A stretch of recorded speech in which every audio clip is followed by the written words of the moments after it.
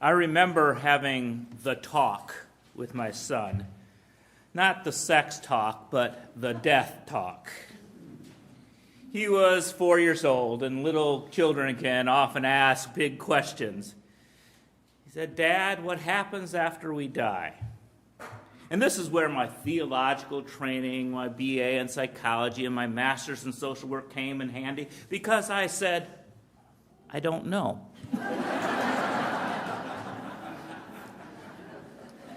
I continued because nobody knows.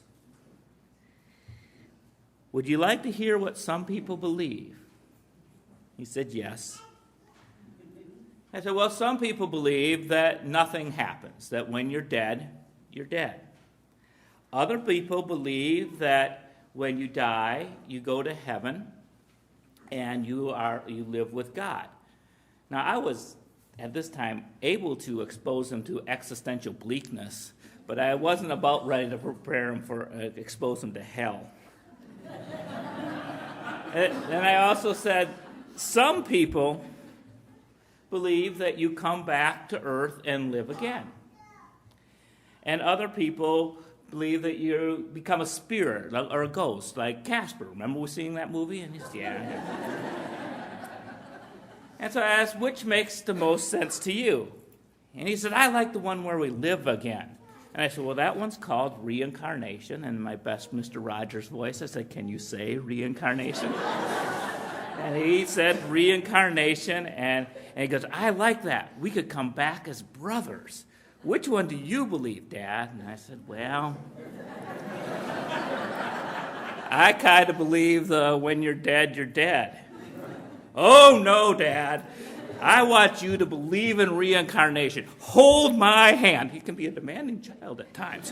"Hold my hand and say, 'I believe in reincarnation.'"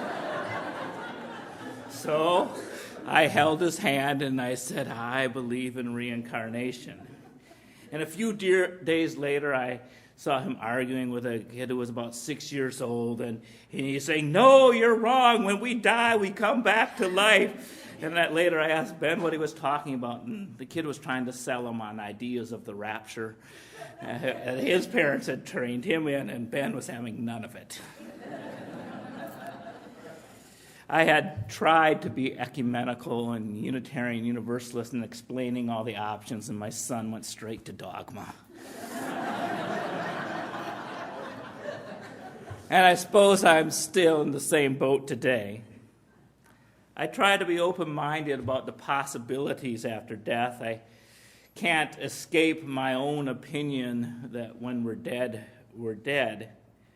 But if confronted by a person who has a different view or needs something else, I will probably hold their hand and affirm whatever they need in that moment. Unless their belief is hell. Because I fail to see how that's helpful.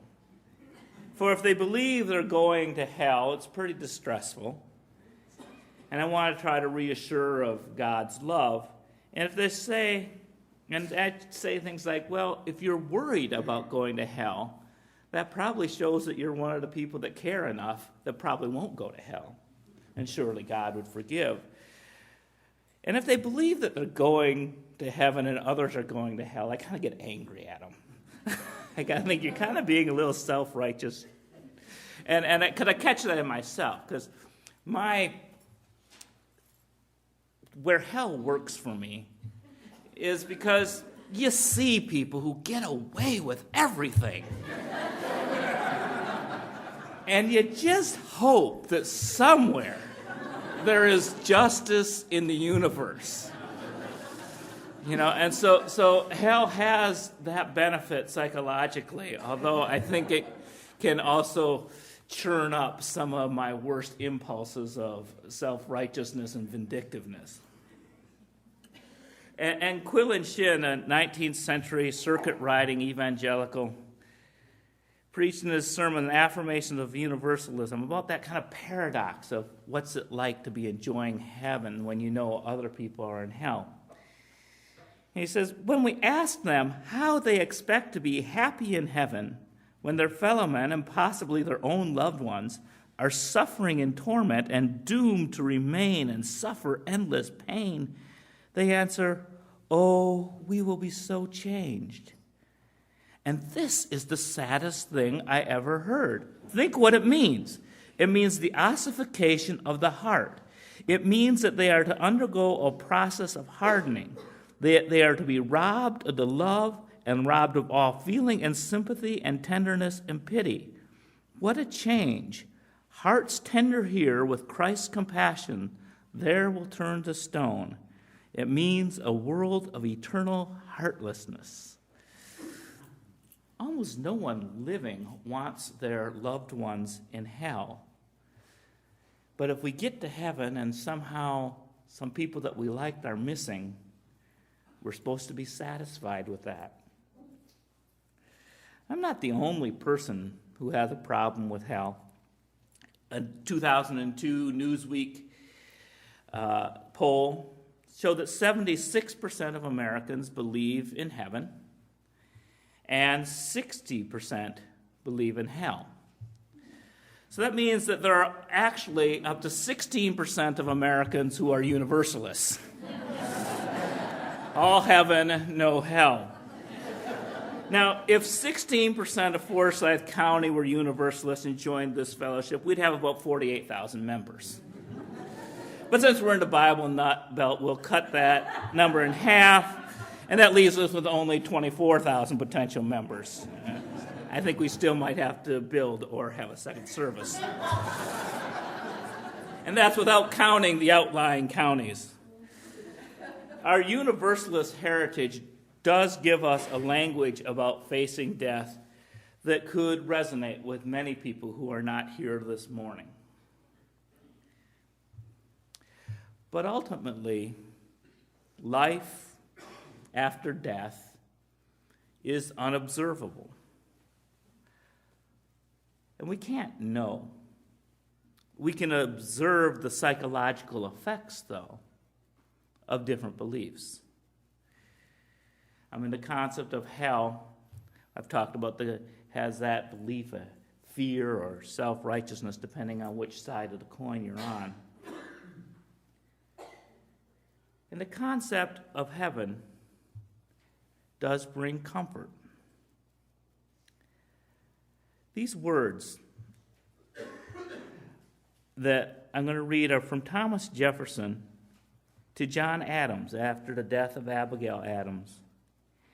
And you have these high-thinking men who have written these great documents. And this tenderness in this, the comfort that Jefferson found in heaven. It is some comfort to both of us that the term is not very distant, at which we are to deposit in the same cerement our sorrowing and suffering bodies, and ascend in essence to an ecstatic meeting with friends we have loved and lost, and whom we shall still love and never lose again. That comfort in knowing that somehow that relationship is going to continue. In recent years, because we've had all the medical advancements, we've had these near-death experiences. And so we have many stories of people who report going to the light and meeting the loved ones. And some see this as evidence of heaven, and others, it might be a dream state of a dying brain, a common thing about how we're wired. But it also kind of, even that says that somehow the idea of eternal life is hardwired into our brain. And we go, why is that, from a scientific point of view, evolutionarily positive? What does that belief do for us if we believe that we have those relationships still and that people are waiting for us when we die? Does it give us courage to step up out of our grief, to go on with our lives, to go towards that wonderful, pleasant goal? Susan B. Anthony said, "Instinctively, I feel that the vital thing, the heart, the spirit, or something that thinks and feels must survive the part that decays before our eyes. But how or where it exists, I know not, and none of the theses ever made me feel that I knew." And Schweitzer also said, "The idea of immortality is as instinctive as religion." And in a responsive reading today, we talked about that religion, that kind of impulse to reach towards something bigger than oneself, and the various theses, I don't know, my English and my Latin and my American are kind of conflicting on how you pronounce that word. But that our various ideas all seem partial and none quite satisfying. I mean, what is this persistent feeling of eternal life when all we really observe is death? From that first bird we bring to our mother and father, to our puppies, to our loved ones, to our parents, to every living thing, dies. What would really happen to us if we believed that death was the end and that there was no afterlife? Now, some say there are no atheists in foxholes, suggesting that all people turn to God as they die. And being a UU minister for over 10 years, I know that's not true. And working in hospice before that, I have just been amazed by the atheists I have witnessed die. There's a practicality, an acceptance of reality, and says, this is what's going to happen. And I need to make things right with my family, make sure things are arranged. I am sad. And there's no veneer of what they're supposed to say, just a reality that is stark and profound. But some say that if we just die and there's nothing else, it's meaningless, and that all our striving is just meaningless if we don't have a purpose.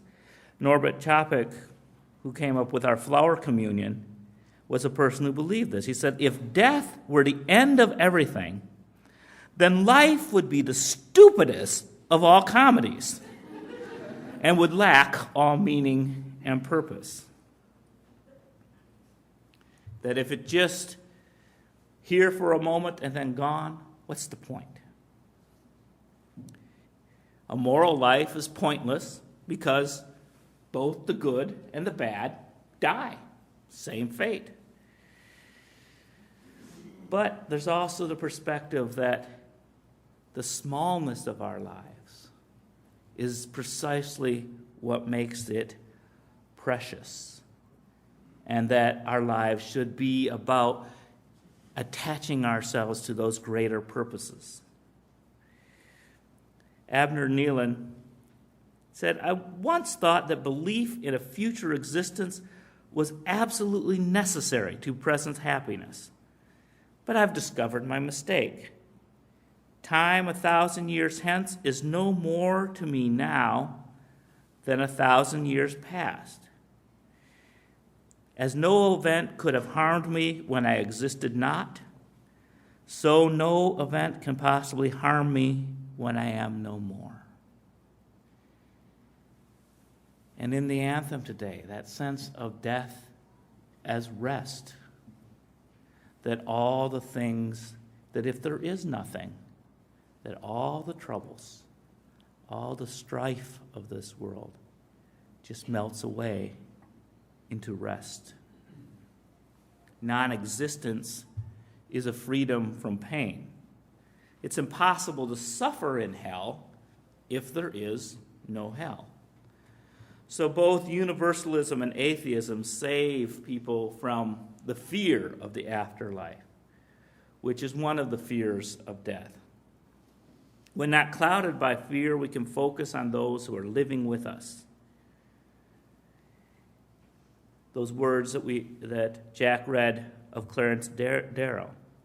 When we fully understand the brevity of life, its fleeting joys and unavoidable pains, when we accept the fact that all men and women are approaching inevitable doom, the consciousness of it should make us more kindly and considerate of each other. The feeling should make men and women use their best efforts to help their fellow travelers on the road, to make the path brighter and easier as we journey on. It should bring a closer kinship, a better understanding, and a deeper sympathy for the wayfarers who must live a common life and die a common death. And Hartshorne carries it farther, along the same lines of our responsive reading. The way of making death acceptable is that of transcending self-interest as our final concern. If and only if we can regard our entire lives as contributing to the good of those who will survive us, and if we can find part of our present satisfaction in this thought of such contribution to the future life beyond ourselves, can we find death positively acceptable. Another belief that I talked to my son about was the belief in ghosts. And probably Charles Dickens, a Unitarian who most profoundly pushed this one in A Christmas Carol, the sense of we can have this communication, this care and learning from people who are gone. And in the late 19th century, there was a real rise in spiritualism in America, where seances and Lincoln's wife held these in the White House, were trying to get in contact with her dead son. There's a psychological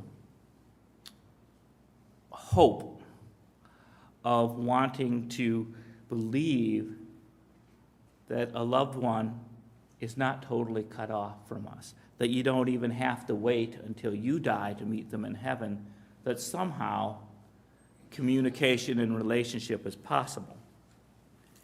Widows and widowers often report the presence or even the vision of their loved ones. Is this an actual presence? I wasn't there. I can't judge. The clinical thinker in my mind, the scientific, says, well, perhaps it's like an amputee who loses a limb and still feels that physical pain, which is impossible to feel because that limb no longer exists. Does the brain hold these relationships that we have with other people? And do these ghosts only exist in our mind? And I think on one level that's irrelevant, because everything that we approach in our lives is based on how we filter it through our mind. And so it's always hard to distinguish our filter from the reality that we're filtering. But the idea of ghosts and spirits has that power, that relationship does not end with physical death. Now, the disadvantage of ghosts is that in our culture it's perceived as scary. And if I ever saw one, and I would immediately retreat and say, oh, what just happened to me didn't exist because it's not scientifically possible. Even if I had an observation that so I know that I'd have that dissonance in my mind. And so that, the scariness. And then there's also the story of ghosts being lonely. I mean, despite being able to travel the world and go everywhere and have fun scaring people, there is that detachment. And so although ghosts might be comforting to the people who are living, it's seldom portrayed as a comforting lifestyle for the ghost. From the Eastern traditions, we have reincarnation. And what I like about reincarnation, as opposed to the Christian system of living and then to judgment, is that you get more than one chance. Because in my life, boy, I sure have needed more than one chance. And I certainly would like to have more than one chance if there is an eternal life because I just might have been wrong this time. But if I died and I saw that I was wrong, I could come back and try again. There's a sense of being part of the cycle of life and death. We know that everything dies. Every spring and winter, we see that things die and they come back, and that it makes a certain intuitive sense that our own lives are like that. That somehow there is something eternal in us that comes back.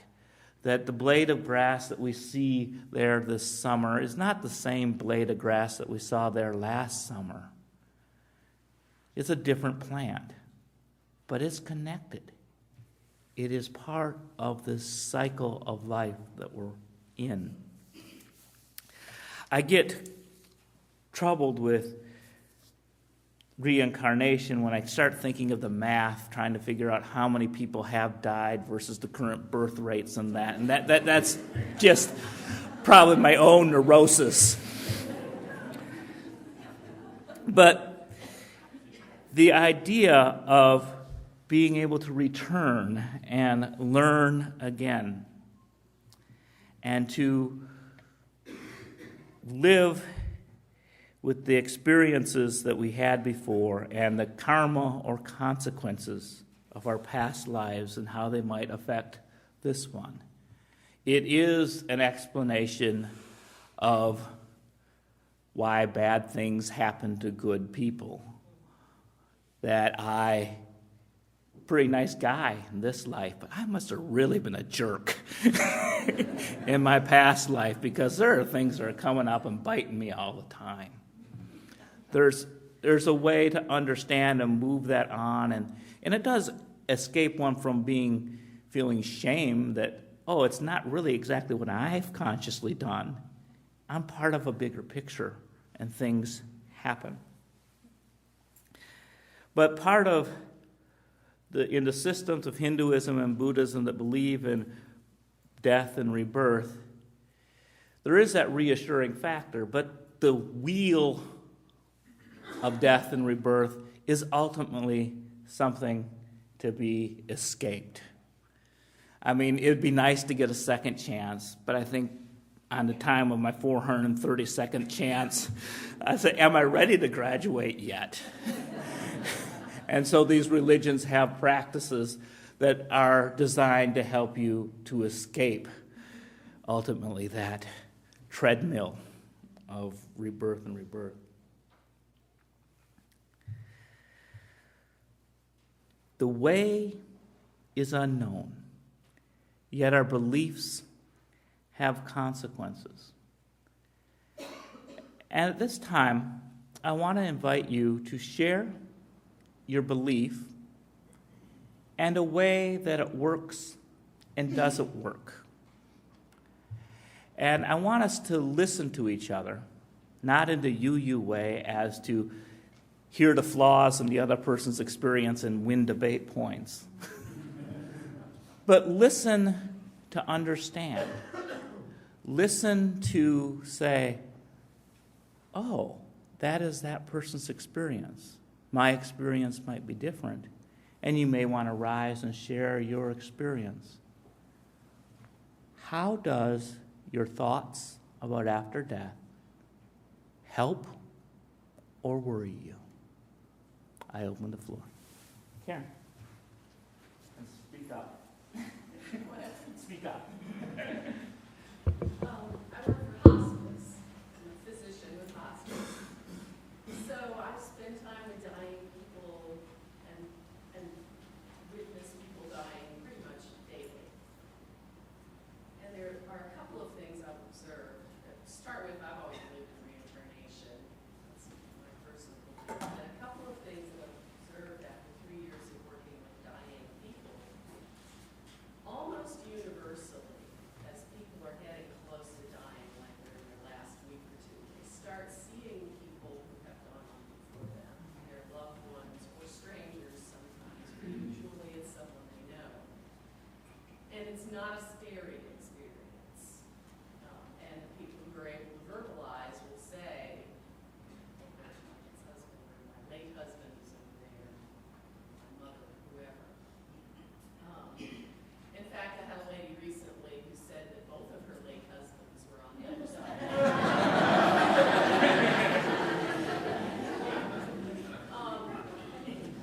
I find really interesting, and I've been trying to work out how that can coincide with my belief in reincarnation. If our loved ones are on the other side waiting for us, then didn't they get reincarnated? So I'm still trying to work that out. And the other thing I've noticed is that the very few people who really seem to be afraid of dying and are just hanging on by their fingernails, not wanting to let go, are the ones who believe most strongly in the presence of hell.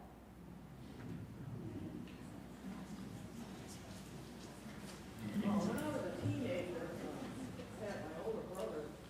I used to listen and sing with my mother. They didn't know I was listening. And they would talk about. He would discuss religion with my mother and what he thought about life after death or whatever. What happened to you after you die? And he believed. He was a janitor in our congregational church when he was in his late teens. And he would sit in that church, and he said that he began to believe that we just become a part of the universe, which we do, of course, because we don't, whatever we are made of becomes some other part of the universe. We don't just go away. Even our physical being is put back into the earth again. That's why I believe in cremation. But that was the first time I'd ever went to church, all the time. First time I'd ever thought of such a thing. And I think it was the beginnings, or a little seed in the beginnings of my finally making it to the UU church. But another thing I wanted to say very shortly about reincarnation. We had a dog once that I thought she acted so much like a human. I thought she had to be, usually a reincarnation, you go to a higher plane, at least in some beliefs.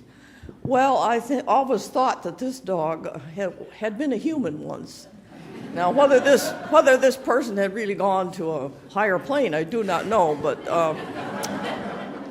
that's the way I thought about it. We have to sometimes shift our hierarchies. Say, man, the person my dog thinks I am could be all as loyal and trusting as dogs. We might be better. The way I got this figured out, the best way I can figure it is that what we do in this world, what we do with our life, if we leave the best memories of all the people in our lives, if we made a good impact, then that's heaven. And like the John Wayne Gacy's who are evil and murdered, and how we remember them, they're in hell. But the people who make the biggest difference that I've seen are not the ones who are doing good works so that they can go to heaven and get some judgment, but the ones who are doing good works because it's the right thing to do.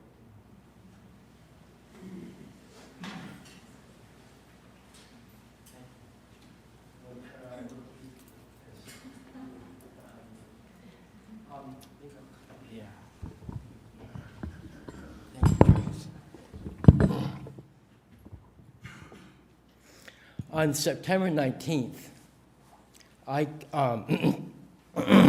contracted something called Guillain-Barré syndrome. Strikes 1 in 100,000 people, attacks the nervous system. I'm trying not to get too emotional about this. Charles came to visit twice. At first, I was very, very angry. I thought, this is God's fault, and he's to blame. On the third day, I almost died. I was within a few hours of almost passing over. On the 10th day, I almost died again.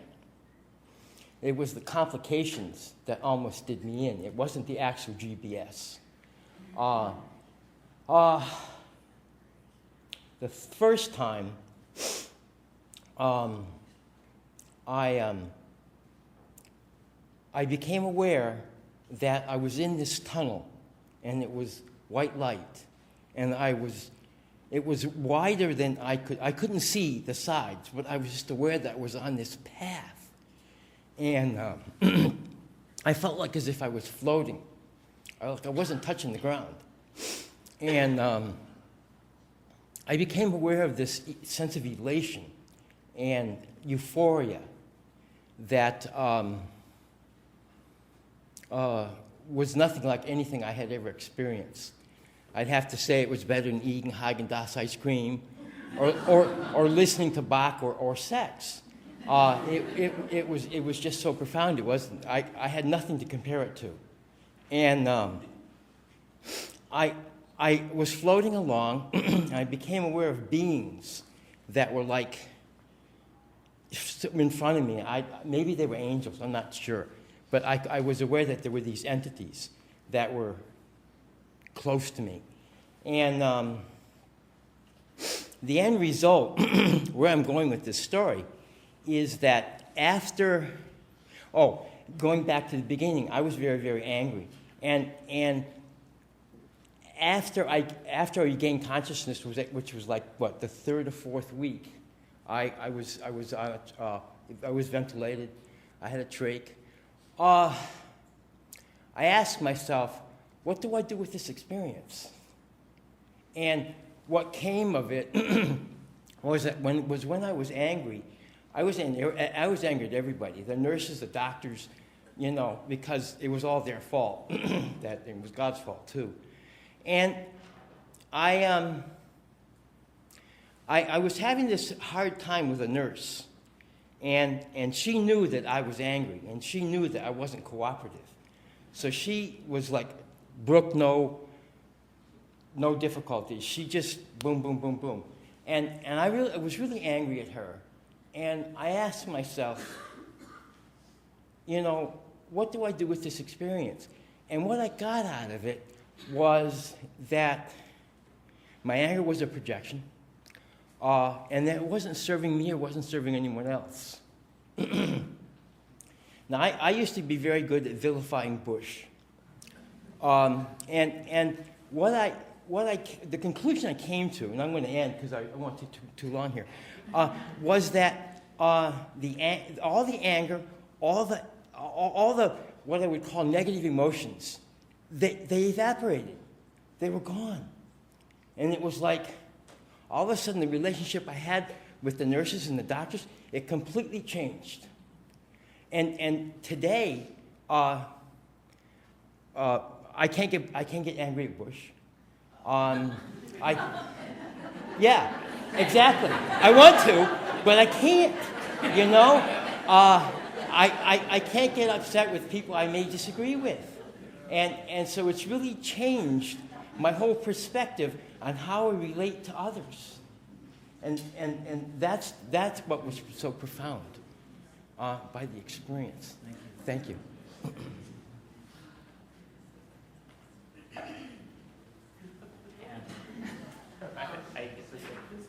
I'll try not to be too long. Many of you know, perhaps some of you don't know, we had a daughter who died at 33. And I have a very traditional background where, he believed in Jesus and he was going to this and so on. And I find after she died, people would come to me and say, well, she's in a better place and you'll see her someday and so on and so forth.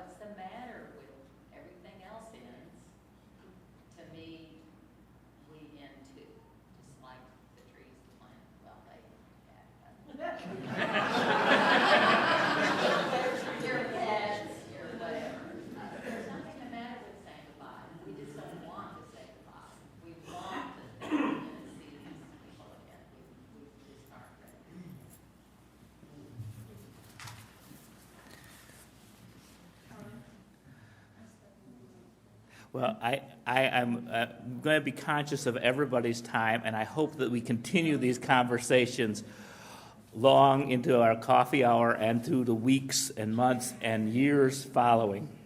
But for this hour, I know we all have more to say, but share it with each other. Share it with each other, because that's part of the beauty and the wonder of a congregation like this, of being able to listen to different people's experiences and learn from them even when they are not our own. At this time, I ask you to join me in the words of offering.